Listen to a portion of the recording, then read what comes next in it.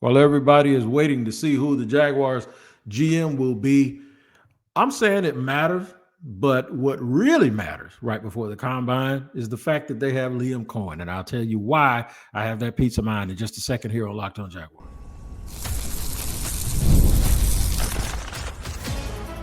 You are Locked On Jaguars, your daily Jacksonville Jaguars podcast. Part of the Locked On Podcast Network, your team every day.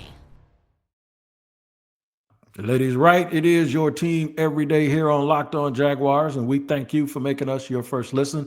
I'm Tony Wiggins, the host of the Locked On Jaguars podcast that you can find everywhere you get your podcast. Just make sure you tap in, whether you watch or listen, you tap into that location where you get your podcast.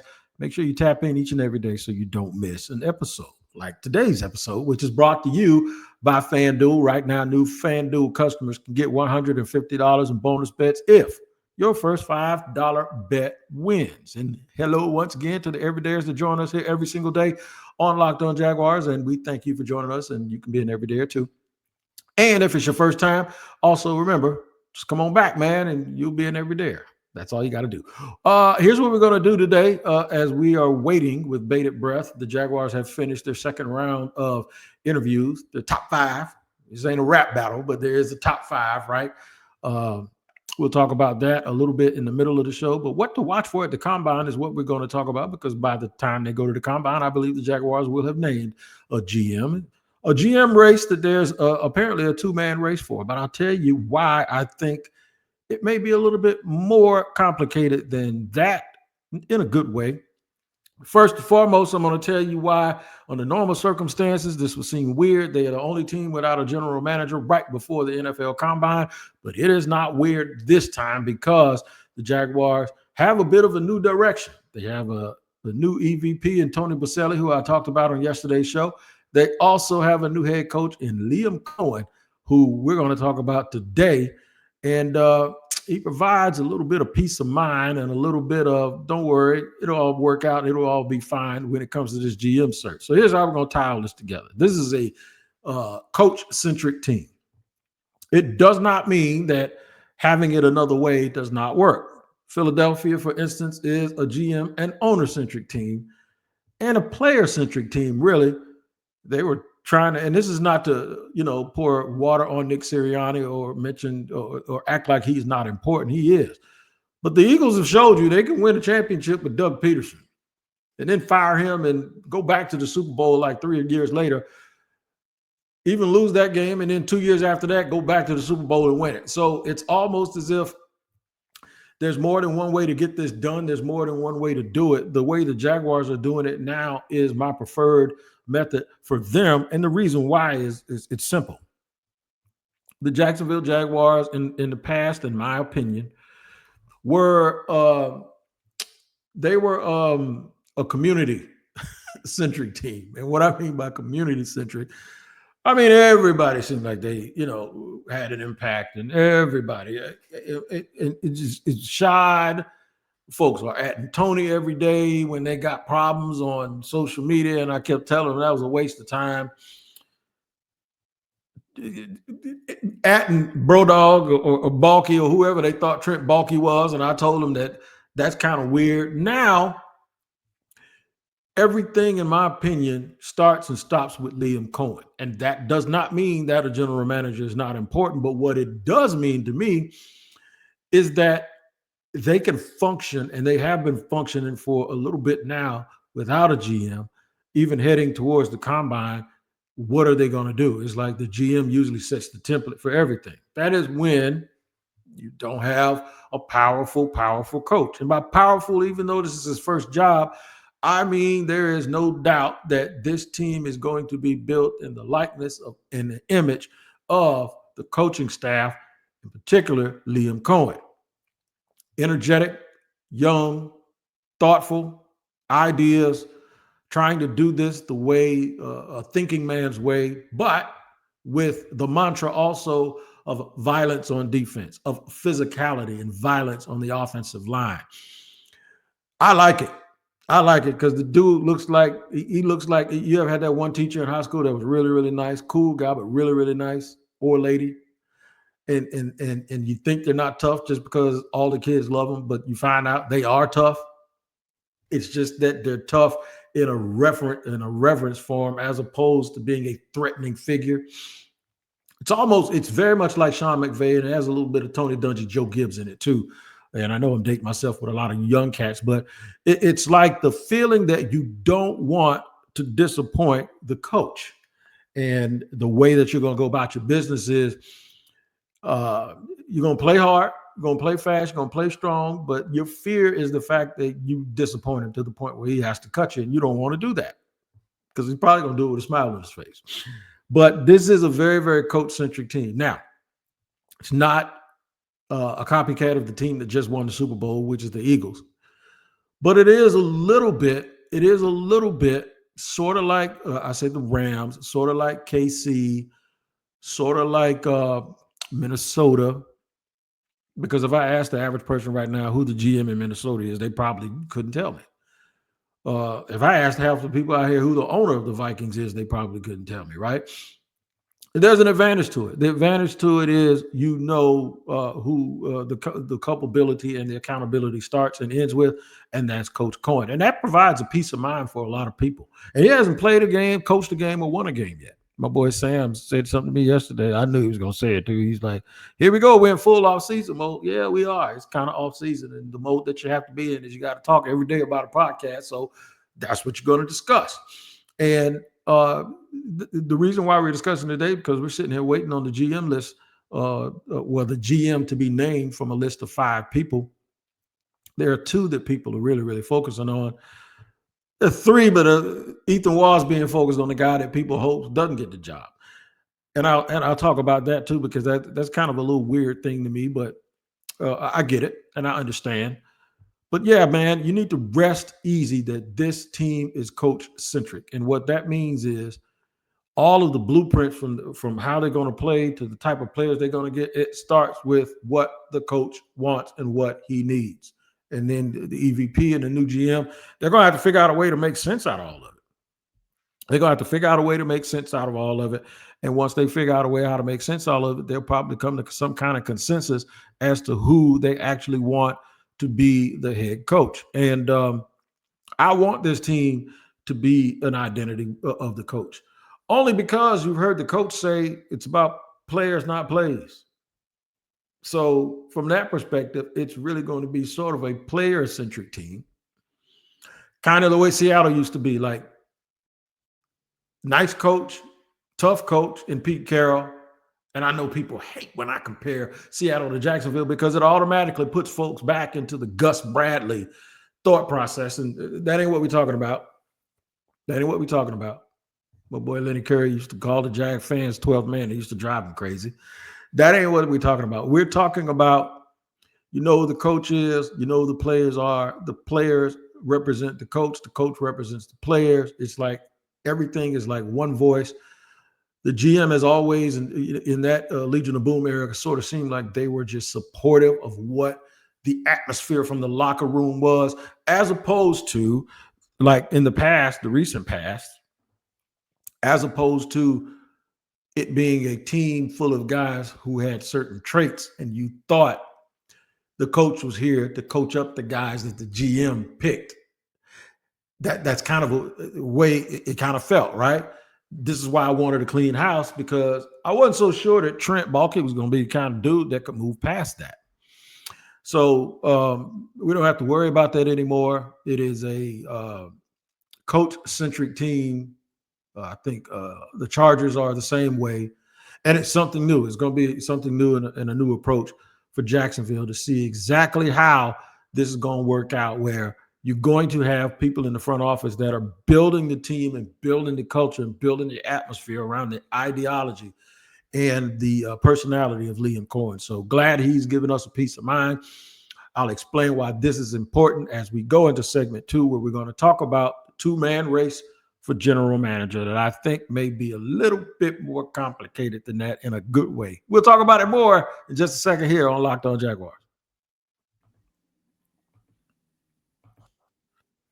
All right, today's show is sponsored and brought to you by our friends over at FanDuel. When the game tips off, the NBA action is just getting started, and there's no better place to get in on it than FanDuel, America's #1 sportsbook. With FanDuel, you can place live bets throughout the game, so even if you miss the opening tip-off or we want to be on a fourth quarter comeback, you can stay in on the action. And if you're looking for a bigger payout, you can even combine your live bets into same game parlay.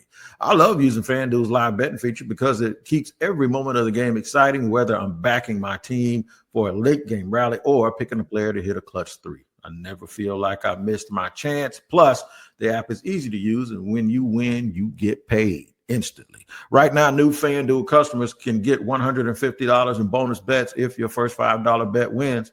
Just visit FanDuel.com to join today. That's FanDuel.com for your shot at $150 in bonus bets. Make every moment more with FanDuel, the official sports betting partner of the NBA.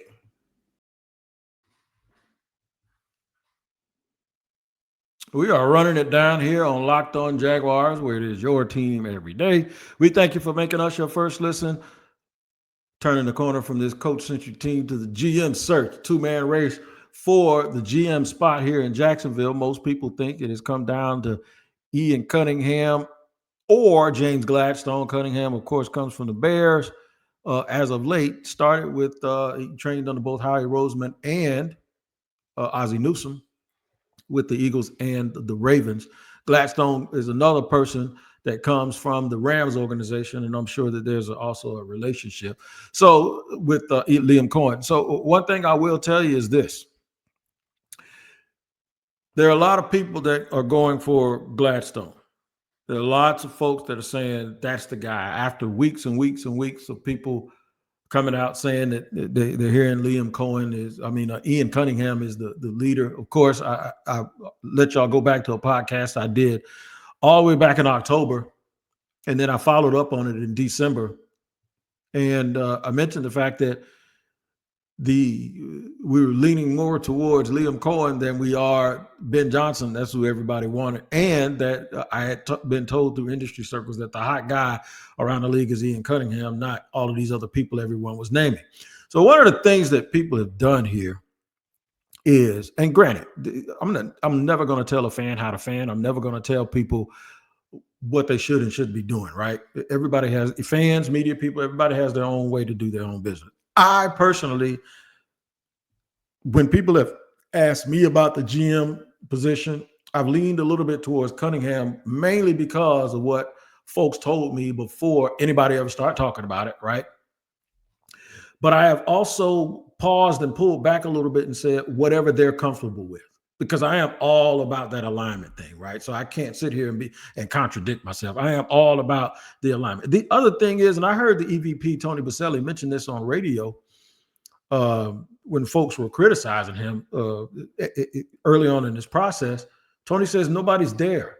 Everybody that's making all of these claims about what they hear and what they don't hear, which I did the same thing, but at least I gave you receipts and I showed you why I was thinking what I was thinking. And for those things to come true, that means that my source was pretty impeccable. Now, I ain't gonna lie, one of my sources missed on something recently where they were talking about who was gonna be the Florida Gators offensive coordinator, but we ain't gonna even get into that one, right? Or the Tampa Bay Bucks offensive coordinator. But my thought process was always the same. But once we started the whole, everybody's got to be on the same page, it's going to be a coach-centric deal, I pulled back and I haven't. Everybody keeps asking me which one of the five. And I'm sitting here like, look, man, whatever they decide, I'm not privy. I wasn't there for the first interviews when they cut it from 10 to 5. They probably had more than 10 people if you really think about it. And I haven't been there for this. And even if I was, I wouldn't know what I would be looking at. I ain't never done that before. Unlike a whole bunch of people on social media, everybody thinks they're an expert at everything just because they are in their mind. And that's just not true. So I don't know. I can't tell you who I want. But I know a whole bunch of fans want James Gladstone. And I'm interested to find out why. Is it connectivity? Is it more in alignment? Is it because he comes from a place that has had a lot of recent success in the draft, even late picks? And the rumor is he had a very, very big hand in that. Is it because they heard that there were recommendations from Sean McVay and Les Snead, which I haven't substantiated, but I believe it. If people are saying it, enough people are saying it. Why? What is the reason? And I know Jaguar fans, they fall in love with the sexy stuff, right? And even some media people do. And folks want who they want because they consider that a victory. But why do you want them? We can't want a GM because it wins the press conference. We can't want a GM because it makes fans happy. And that's the one thing that I will say. I'm glad that Baselli is in place, and we discussed it yesterday because at least there feels like a connection between having a pulse on the team from the inside and from the outside, and that can't hurt. But you can't make decisions based totally on what people on the outside of the building think. You have to make decisions based on how it feels in that interview room, what your gut tells you, what that coach says, who makes it better for him to work with. It ain't even about picking somebody that comes from a team that's losing, where they just fired their coach in Chicago. So I ran into a dude yesterday. Matter of fact, I ran into a guy today I had a pre-surgery meeting. I didn't get his name, but the dude stopped me and asked me, a nice guy had on, a uniform. I think he worked at the hospital. Whoever you are, you're listening. What's up, bro? Yeah, we had a nice handshake. I appreciate you listening to the show. But I was at the grocery store yesterday. The dude stopped me in the parking lot. He says, "Hey, Wig, he called me Wig because everybody act like they know me personally, and that's cool because I feel like you do." But he says, "What are they going to do with GM? Who do you want?" I tell you, I don't know. And the dude said, "I want Gladstone." And I said, "Why?" And the first thing he said was this: "Well, the Bears aren't really that good, and some of their draft picks." And I'm like, hold on, man. He wasn't a GM. He wasn't a GM. He's not a Ryan Poles disciple, even though he probably gives Poles a lot of credit. I said, 2 years ago, a lot of people were talking about how good it was that the Bears took all of those draft picks and they got DJ Moore from from Carolina. I said, you know who I heard was very integral in doing that? Ian Cunningham. I'm not going to blame him for the picks any more than I'm going to blame Ethan Waugh for what Trent Baalke did over here. And I'm not going to totally give Gladstone all the credit for what happened out there when we're constantly giving Les Snead credit for what has happened in Los Angeles. It just doesn't work that way, man. There's way more to it than that. It just is. There's way more to it than that. Gone are the days that you go get the assistant GM from a team that wins all the time. Why do you think Borgonzi, the Chiefs been winning for 6-7 years now? Why do you think it took him so long to get a job and he just became the GM in a capacity where he may not be the final decision maker in Tennessee? They've been stopped taking the top coordinator from a team that wins the Super Bowl. Spagnuolo and them, they're going to be right back. I don't think the Chiefs lost one coach. Not even, like, you see a lot of dudes, there's quarterbacks, coaches, receivers, coaches getting a job. You don't see any of those dudes getting jobs out of Kansas City. So gone are the days where people just take a dude from a team that wins and makes them. Now, Philly did just hire Kellen Moore, but that's a little different. I mean, not Philly, but New Orleans, but that's a little different. You just usually don't see it like you used to see it. Like, that goalpost has moved a little bit. That's also true with GMs. So the metric that we use to determine that probably really, really doesn't exist with decision makers that have to make their decision. So people think it's a two-man race. Here's what I think. I think they could get a GM and an assistant GM out of this 5, depending on whether or not it's considered lateral, whether it's a pay raise involved, whether the team that these guys are contracted to will allow it. There may be a way that you can, like, if somebody's just a assistant player personnel director or whatever, like if you're the third in command on the team that you're on. I think Gladstone's probably like that. I don't know if he's second or third, but there's a possibility that you could see a bit of a duo coming out of these top 5. And that would add to something I said yesterday, and that is that the Jaguars are really, really, really changing from being thin in their management to having eyes and ears and checks and balances everywhere. I think that's critical. It's really, really critical with a first-time head coach, with a first-time EVP, and maybe a first-time general manager. Having all of these eyes and checks and balances It also helps you keep people from stealing money from you, on the other side. But spreading the responsibilities out among a bunch of young, energetic people, I don't think they have. I don't think they've dropped the ball at all. So look forward to that too. Look and see if they try to keep two people out of this to help Liam Cohen build the kind of team that him and Tony Baselli want to build. It could be a scout guy, or if somebody like Ethan Watt stays, it could be a dude that specializes in contracts, like how a lot of these colleges are now getting guys out of the National Football League to basically manage their allocation of money and the salary cap. Like colleges are having problems. Okay, we're going to spend this much money in our defensive end room or defensive line room. We can spend this much money on DBs. We're going to spend that much money on. See, people don't realize that NIL thing is funny. So now they want to do what NFL people do. They want to do what I've been telling y'all all this time.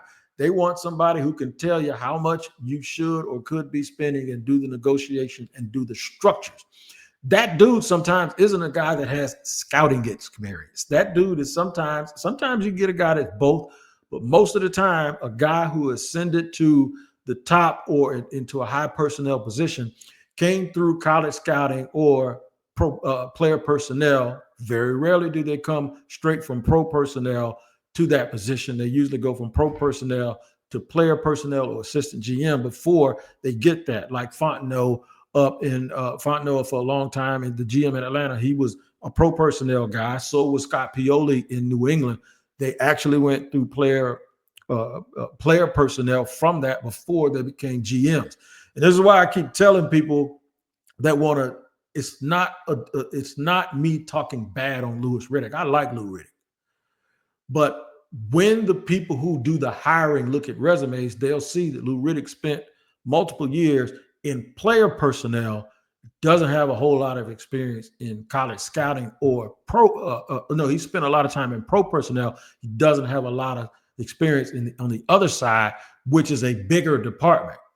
Pro personnel is very, very small. They watch players from other teams. Player personnel, they watch everything, including managing the area scouts who are college guys and the director of college scouting. So, like if you hire Jim Nagy, you would hire him to be the director of college scouting, right? Or maybe a player personnel director because he's actually done this before in the National Football League. That's why I say it's so important. Speaking of scouting, combine, everybody's going to start making a move, traveling this weekend, heading up to the combine. We'll have it all on, of course, all of our TVs. We'll be watching everything. What to watch for at the combine, I'm going to give you some different position groups to pay attention to. I'll do that in just a second here on Locked On Jaguars.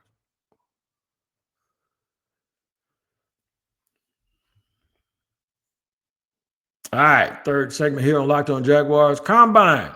By the time they go up after this weekend, the Jags will have a GM. What will all of them and the coaches, what will all of them run into? What will all of them see, and what will they be looking at? The defensive line, I heard, is, and this comes from Daniel Jeremiah, another former scout who is on NFL Network. And you can move the sticks. Of course, you can hear and see him a lot with Bucky Brooks, who spends a lot of time here. Everybody talks about Mason Graham going top 5, and I know he's a great player, and I like him, and he's worth the pick. There's some people that don't really like him as much. Some people like Kenneth Grant more. But what we'll see is the defensive line. It is absolutely loaded, especially on the interior. The defensive line class this year is going to be very, very interesting. You're going to be able to get some really, really good players late, not necessarily late, but later than you normally would. You're going to see a whole bunch of dudes out here being available that normally that are quality guys that you normally may not be able to attract or get at various positions. Defensive line, man, is defensive line. I think edge. I think a lot of those positions. I think wide receiver, even though I don't believe the wide receivers up front or at the top of the draft measure up to the ones last year. I think if Brian Thomas Jr. was in this draft as wide receiver, he'd probably be number 1, or if he wasn't number 1, he'd be right up there with Ted McMillan as pushing for the number 1 spot. Of course, hindsight is 2020. he would definitely be number one. He would definitely be number one if, obviously, in hindsight, you knew exactly what you were going to be getting. But with this defensive line, like right now, I'm looking at PFF's big board. There's a dude I saw at the Senior Bowl named Darius Alexander, who's 6'4", 310. He's from Toledo. Tore the Senior Bowl up. He was as good inside as Mike Green was on the outside at edge. Just because it comes from a group of four does not mean anything. That kid, 6'4", 310 pounds, and he went up against some of the best at the Senior Bowl, and he looked the part. You want to talk about disruptive? If you don't get Mason Graham and you're sitting at the top of that second round and you decide, if you're the Jaguars, to either go corner, go wide receiver, or go offensive line, I'm going to tell you something, man. Darius Alexander, I want you to watch him. Watch him. I thought Josh Farmer from Florida State was going to be the dude that went over there and turned it upside down. And while he wasn't terrible, he didn't do as much damage as we thought. I think he's going to have a big, because of Coach Storms and what they do over there at Florida State, Joshua Farmer, I think, will have a hell of a combine. But watch those D tackles. If they decide over there that they want to shore up their defensive line, but they don't want to draft Mason Graham, not because of anything to do with him, but if they believe they're getting a starting caliber player in round 2 or in the back, but they don't believe that they'll get a player at another position early in the draft, like top 5, like for some reason, I don't think they'll pass Travis Hunter if he falls to him, if this thing goes the way people think it might go in a weird way. I think they take him because they need a corner, and then they need more explosive plays on offense, and they need, they'll put him back there in clutch situations. They'll make him a punt returner. I'm telling you, they'll do that. They will Deion Sanders him. They'll Charles Woodson him. They will do what Darrell Green used to do with Washington back in the day. Like, you want him with the ball. Cheetah used to do it sometimes in Kansas City. That's his value. That's what he's going to do. He's just going to be like the dude that you need to get the ball to, give it to him. And then there's still going to be holes on the offensive and defensive lines, right? They may address one of those things, and I think it may be offensive line. They'll probably address that in free agency at least a little bit. And then they might get to, they might be looking at the end of the first round saying, okay, there's a run on D tackles. Walter Nolan's gone. He's gone. All of that. We need to figure out a way to get us a piece of that, right? Darius Alexander, I want y'all to pay attention. Darius Alexander, you watch it. You watch it. I want y'all to look. I think defensive line is going to be something to watch. Also, believe it or not, Travis Hunter's 40 time is going to be something to watch. I heard somebody say they didn't think he had top end speed, that he'll run a 4.5 flat. I think he's going to pop 4.4. I think he's going to hit maybe high 4.3s, maybe 4.35, 4.36. He might even surprise us and get it even lower than that. And if he does, he might end up going number 1, just like we thought. Watch the defensive line. Watch the second level of wide receivers, guys that are day 2 guys. Savion Williams is a guy I like. I like Beck. I love that kid. I saw him up at the Senior Bowl. I like so many of those receivers, I can't even sit here and name them all.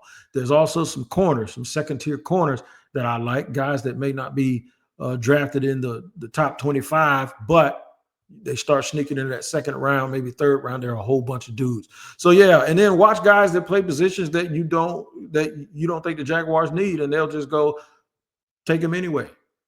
And the reason why you do that is because the team with the best players win, and then if he blows you away, you can't pass him up. Whoever that's already on the depth chart might be out of here in a year or two, right? So you might say they don't need a linebacker, but then you get to the second round and Jihad Campbell's sitting there and he tested well. Take him. Just take him. And you say, okay, Devin Lloyd and Muma, their contracts will be up this year. We might even move one of them now. Sometimes they don't just build their team for 1 year. So it's a lot of things that go into the combine. Thinking about, think past 2025. Think the next 3 years. That's where I want y'all to think. Think about the next 3 years.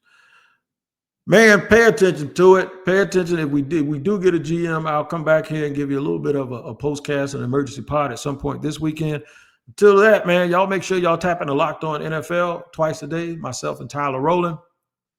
A double dose of NFL action where we use the help of local experts, and those local experts help us get through all the information from around the league. Make sure you tap in to both Tyler Rowland in the morning and me in the afternoons. All right, man. Y'all take care. We'll have fun with the combine next week. We'll talk about the GM selection if it is done this weekend, which I think it will be. Until then, you guys take care of each other. We'll see you next time.